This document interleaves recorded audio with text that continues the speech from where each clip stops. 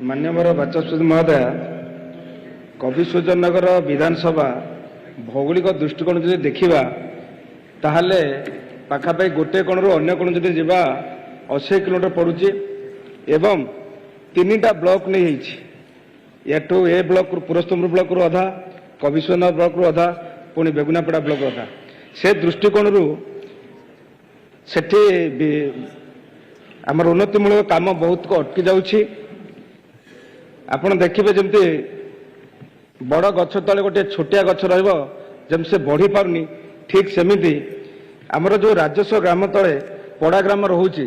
कहीं एते बड़ एरिया जो अधिकांश पड़ा ग्राम अच्छी जदरे सेठी विकासमूलक कार्य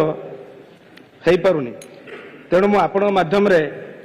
मंत्री महोदय जानिबा चाहूछि गंजाम जिलार कमिशनर निर्वाचन मंडल केतोटी पड़ा ग्राम को राजस्व ग्राम करने पदक्षेप नहीं। धन्यवाद। धन्यवाद मंत्री महोदय मु उत्तर दे सारी जे जो जो प्रस्ताव सब आसी उभय राजस्व तहसिल रु से सब बाबद पदक्षेप निया एवं बाकी जोटा सब अच्छी कलेक्टर पाखे विचाराधीन अच्छी मु मान्यवर विधायक सहित सहमत जे आजिकाली राजस्व ग्राम दाबी एक लोकप्रिय दाबी एवं अन्य विधायक मान्यवर विधायक मानकर से परिमाण बहुत दाबी मो पाखे आसी हस्तगत होती। राजस्व ग्राम मान्यवर विधायक जो विषय कहते ताकू आउ टे मु जोड़िया चाहे जे राजस्व ग्रामर मान्यता पाइले से गाँव परिचय तैयारी हेबो। मूल गाँव छत्र छाया तले बहुत समय पड़ा ग्राम माने ताकर परिचय हराउछंती एवं तार सांगरे सांगरे महोदया जे केंद्र एवं राज्य सरकार जो गरीब कल्याण योजना सब आसूची सेटा बहुत समय मूल ग्राम कनसेंट्रेट हो फल पड़ा ग्राम को पहुंची पारुना। तेणु थरे पड़ा ग्राम माने मान्यता पाइले जिते पंचायत रे आवंटन हेबो से समय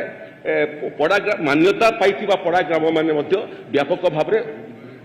विकास हो पार। तेणु ये बाबद सरकार संपूर्ण सचेतन अच्छा ता सांगरे खाली मु जोड़िया चाहे जे जो जो प्रस्ताव सब आसी मान्यवर विधायक माने से बाबद टिके स्वतंत्र दृष्टि दिंतु। पारामीटर कौन अच्छी पारामीटर हला जे मूल गाँ ठारू पड़ा गाँ अति कम 500 मीटर दूरता से दूरता सहित लोक संख्या अति कम 250 हो। पूर्वर जो मापदंड थिला से मापदंड रे थिला जे पड़ा गाँ को मान्यता देवाई हेले तार निजस्व श्मशान दरकार